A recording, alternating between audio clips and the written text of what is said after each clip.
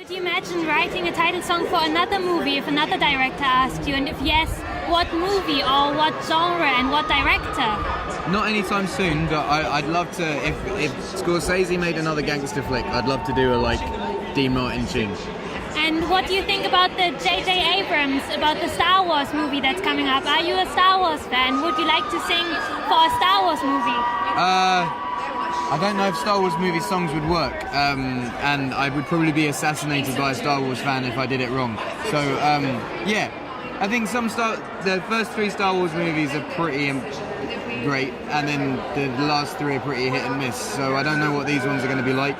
I imagine they'll be hit and miss, but we'll see. Star Wars is like the drug dealers in The Wire, because you get the good drugs at the beginning, they sell you the good drugs, and then they keep you coming back, they feed you the really, really bad ones, but you keep going back to try and see if you can get the good ones again. So Star Wars is going to be one of those things where everyone's going to go and watch it anyway because they have faith in it, and if it's amazing, then great, and if it's not, then we're going to watch the next one anyway.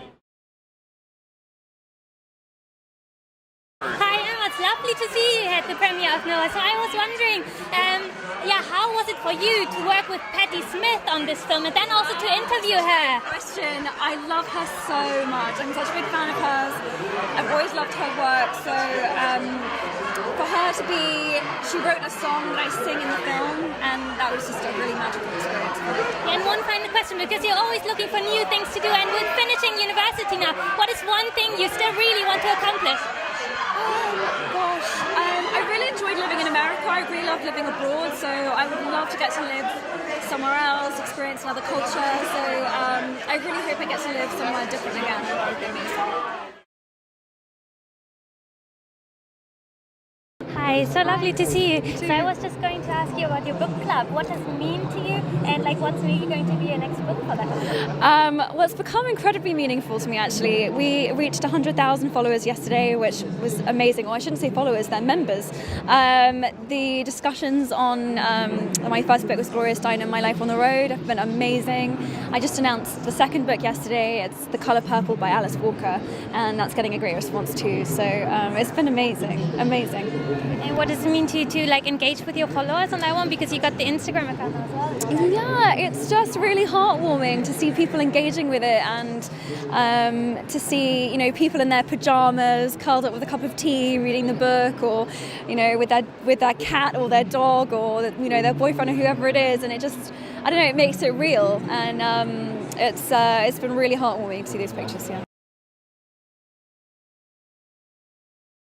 From big Hollywood productions back to your BBC production. So what does that mean to you?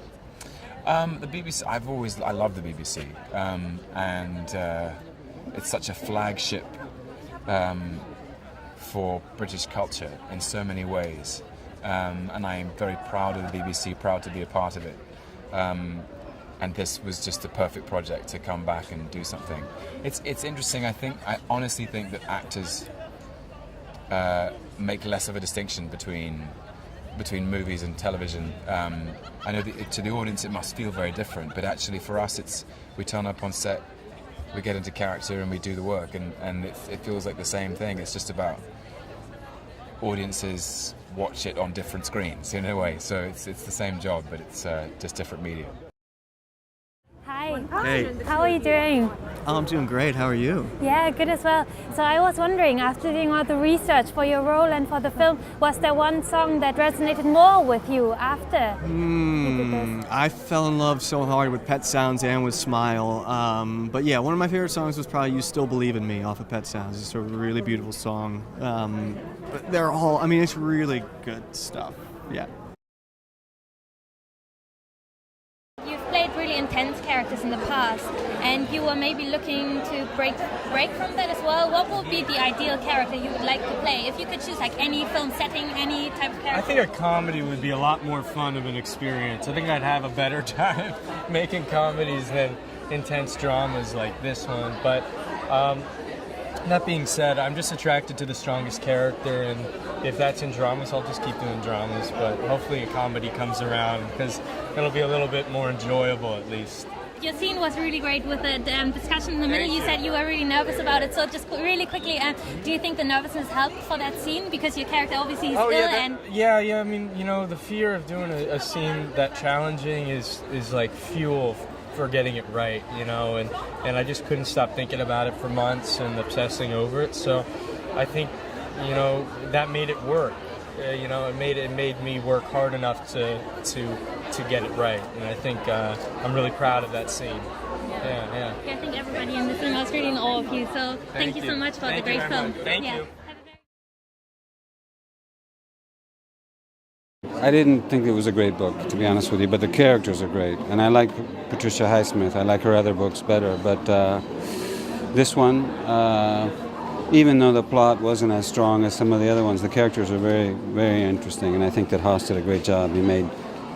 It's one of those rare occasions where the movie's going to be more interesting than the book, I think. What do you prefer? Do you prefer Hitchcock or Highsmith? Well, I think one of Hitchcock's best movies is Strangers on a Train, and the main reason is because it's a Highsmith story. So I guess Highsmith. Great, thank you so much. You know, when you move to London for the first time, you know, and everything is like so busy and it's such a big city. So, like, what do you think about that? Like, do you have memories as well? And could you like relate to that? I can, because I'm from the north of England. So I moved to London 3.5 years ago, and when I first moved there, the pace and the amount of people, the sheer kind of capacity and volume of everybody and all the different cultures was overwhelming but amazing. And it's a beautiful city to live in, and I definitely relate to the kind of culture shock that Nina had when she first arrived. Yeah. And then I was also thinking, because you had been in Pride as well, and that's also set in the 80s, so this is kind of like set in the 80s as well. So what was the most fun about like doing that?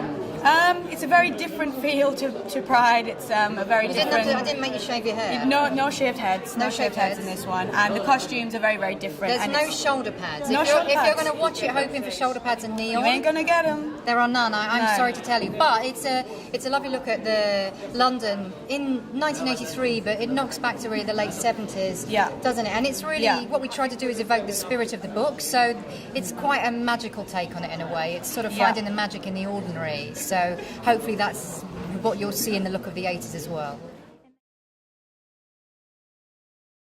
How did you approach your role? Because your role, he's kind of sensitive, but he's like the perfect frat boy as well. So how did you do that? I think it was, really in this whole movie about tapping into the masculinity concept, and each boy in the fraternity is so distinct and so specific that I think, it was very clear if you just read the page what we were supposed to do and how we're supposed to carry it out. And then just also trying to build that camaraderie with the brothers early on and, find that balance in something that would really speak to the audience. And then, because with your music, you're kind of part of a world of pop culture, but this film is more of an indie film. Do you feel like that's a challenge to like combine those two worlds? And no, I think it's an amazing opportunity. I've been able to take some big steps in my music in the last 2 years. Really progressing to more adult sound and saying things that are more meaningful to me. And so to find projects like this that have something to say, it's the perfect combination, and it's really just about being patient and finding the right projects and playing the long game. What's the best and what's the worst bits about being a dwarf? The best bit for me was not having any facial hair, which is it's a signature look for a dwarf, but I didn't have a beard. So I avoided all sorts of trouble that way, sticking on in the morning, having food cut in it, all that kind of thing. Got a bit of slagging over it, I got jeered a little bit, but I was happy enough not having a beard. And the worst part? I don't know what the worst part is. I don't think there is a worst part to being a dwarf. They're a great sort of species of people. They're loyal, they're family, they hold those kind of attributes very strong to their heart. And they get on with it. They will bicker all day between themselves, but anyone else, an outsider comes in, they all stick together. And I kind of like that community sense that they have. For this movie, you're involved in a love story, and was that unexpected for you? And were you on board with that immediately? It was unexpected, and I was so on board with that. No, it was great. Obviously, it's not in the book, but I think it's important. Tariel's a leading female character, and I think it's important to have young girls and boys go to the cinema and see a female character that's really strong. It's not just a bunch of bearded men running around trying to find Erebor. It's great, and she's awesome in it. Did the other dwarves, did they react a bit jealous? Were they jealous? They're too old to be jealous. They couldn't have her anyway. Who else is going to get her? Keely can't. You know what I mean? Thanks.